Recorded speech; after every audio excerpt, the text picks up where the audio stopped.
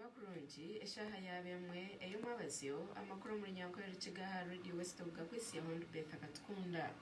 Koti ya Masaka yayongezayo okurra orubanja rwo kwita orukujinanwa omnyishenjero wa Kawempe North Muhammad Segirinya hamwe na Alan Sewanyana owa Machindi West. Orubanjo rwayongezebwayo okusya 2019 ebyokwezi oku. Segirinya hamwe na Sewanyana batwire mu Chome okumara mezana. Ababiraba barebekaho omukoteri izoba okurabira hamukura eyazakanyabwenje okuruga omuchome ekyakigo ahiba komirwe okurigera harprida wabo Shamim Marende koti yaragira orubaju orukorereza government okurawusyaho okuchondoza kandi ahabwe chome okwikereza abanyishenjera aba bakaza kweraguriza. Ministry y'Amagara Elizoba yahamya abantu 1,706 abakebirwe bakashangwa bine endwara ya COVID-19 ecyaletera umbaro rw'abantu abahamibwe kuba bine endwara ejo mu Uganda bahika emitwaro 14 kakaga rushanju na mukaga. Abantu abasya abahamibwe Elizoba nibarwo mu za district nkeyambara eina barwire 50 kiruhura eina 55 kazo eina 18 Yantonde eini 12 Kabarore eina 27 Kampala eina rukaga 98 kandi Wakiso eina barwire bini 13 hamwe n'abandi abarukuruga omuri za district ezindi. Ministry hona yahamya ondijo muntu omwe oyiserwe endwara ya COVID-19 kandi abantu abiserwe endwara ejo mu Uganda kurige barukaho nibingana 13,313 kandi abantu 538 no bakiriyo nibaragurwa omarwaro gataragamwe na gamwe. Abantu emitwaro 9,589 no bakizere endwara egi kandi za dozi zombazi ogwa COVID-19 ziri kwingana okikuru 11 emitwaro 92,228 nza zakoresibwe omuhururu y'okusereka endwara egi omu Uganda. Echikwembe cy'orubajara hakani echa UPC cyasima President Yoweri Museveni ahabwe ncwamuye eyo kwigoreraho kimwe ebyentase y'ihanga hanyuma yo kumara hihi emyaka 2 bikingirweho ahabwo kubarukaho okwendwara eya COVID-19. Omunyamakuru witu Grace Alinda Aboki ainebe kuchira ebyentase bihangira Uganda bitahebe mu bikingireho hayi kumara imyaka 2 mu butumwa bwo mwaka umusiyaka habiro byokweza 61 kwezi kwa 12 umwaka wa 2021 Museveni akarangira ngo imirimo yona negenda kumikizamu umukwezi kuno ko kubanza baito mbichweka chweka mu kihandika kiturikizibwa kiro kino umugambizi wa kitebe cha UPC Sharon Aracho yati asabira government okubazaho n'abakama ba masomero hamwe n'abebyendu bata okutayongeza imihendo y'obuhereza bwabo.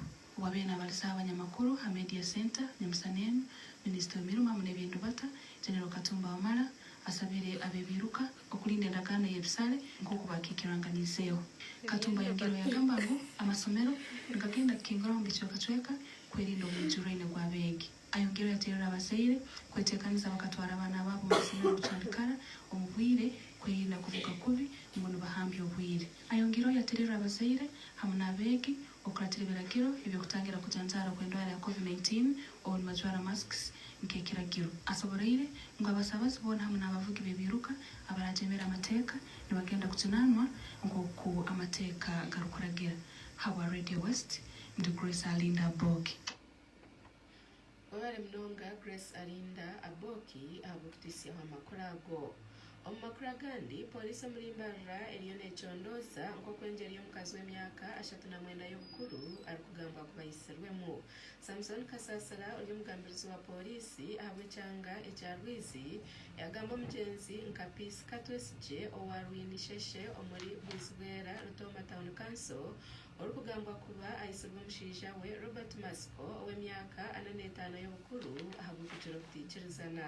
Nkigamba ngu shaisha tizekiro shesheri izoba Brighton Mugisha hamwe na Moses Kazora bombi abari abana b'umugenzi bagarukira muka bashanga bazire babo bari kurwanira omukishenge cyabo. bayongeraho ngo nk'abana bagumizemo baza omukishenge kibarukuraramu baza kubyama. Brighton Mugisha yagambira polisi omukasheshe k'eriizooba ngu yaza kukyebera omukishenge ky'abaziire be kandi yashanga omutumbi gwa nyinabo gubyamye omu kyambo ky'eshagama obwishe tiine hi yaba narebeka kandi n'obwa hati bakiriyo nibamuronda.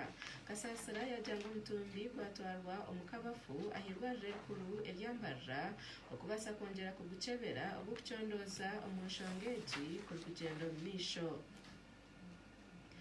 Okumara emyaka erengyere omuri 10 Fort Portal eremerwe kumalira okwombeka ekitebe kyayo kikuru ekya kanso.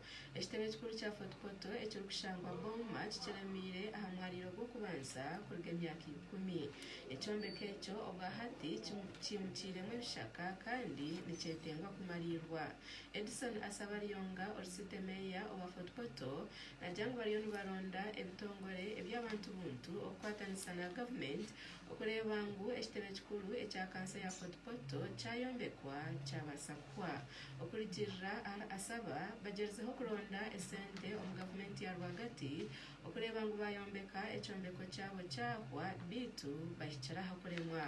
Omu bigambo bye Reverend Kintu Wire Muhanga owaabire ari meya wa Fort Portal nashaba okukwatanisiza hamwe ahagati y'abebembezi aba Fort Portal hamwe na gavumenti okureeba ngu batunga sente bayombeka ekyombeko ekyo kyabasa kuhwa.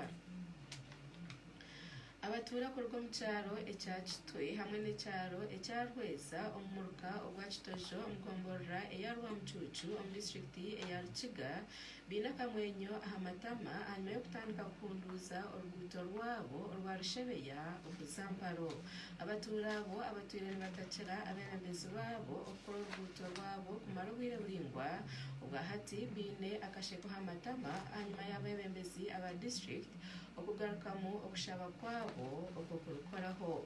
Okurigirira Edu Mugisha chairperson w'egomborora eya Rwamucuucu bahereze kutunga shiringi obwikuro bushatu ahansi y'enshako ey'enguuto eya Road Fund okubasa kushuka maramu y'okubanza aha ruguuto orwo orurikwingana kilomitazi 10.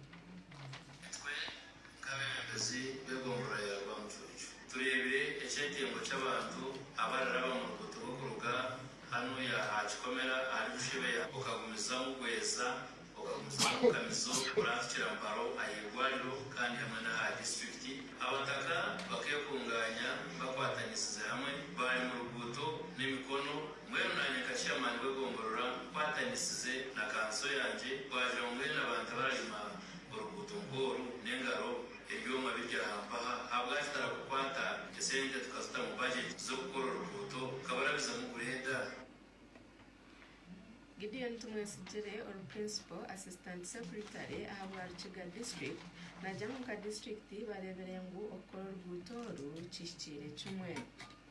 Nero mukora ya government bagayine ibintu byinshi byo gukora kandi ubusente buraburiho buri buce nene nakubasima kugira mu active government kiganja nayikwatira mu kabataka nakwata amafuka nakwata sururu kugira ngo ho tractor ahike karema nkabataka mwekwatira mutikwe.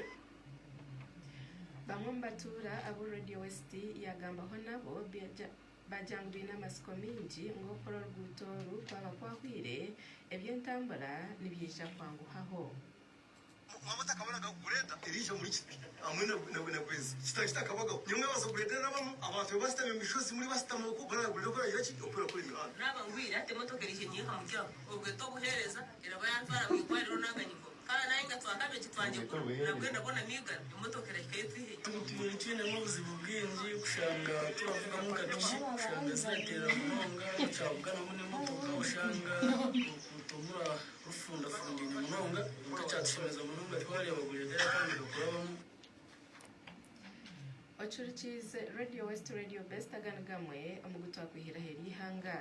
Abantu 11 nibo bafire omucyanga ekyabukizi bwa buryo bwa Rugwizoba obwa district eya Busegera omwihanga erya Rwanda kuruga hacyo kikuru ekya Christmas hanyuma yo kunywa amarwa agarukuhisubwa okuruga mu bitoke okurigirira hari kugambwa ekitongore ekya Rwanda Investigative Bureau abantu bana bariyo nibaragurwa omu marwariro gatari gamwe na gamwe ekirungo ekiri kuba kiri omu marwa ekishangirwe omu mibiri y'abantu aba abanywire amarwa aha izooba rya Christmas kibasa kuba nikyo kirigirireho okufa kwabo okurigirira ekitongore eky'ebyokurya hamwe n'emibazi omu ihanga rya Rwanda abantu batano bahereze kukwatwa kandi omuri aba barimu n'omuntu owakozere amarwa agarigirireho okufa kw'abantu ohurikiriza amakuru aho niho gagarukira orare kurungi.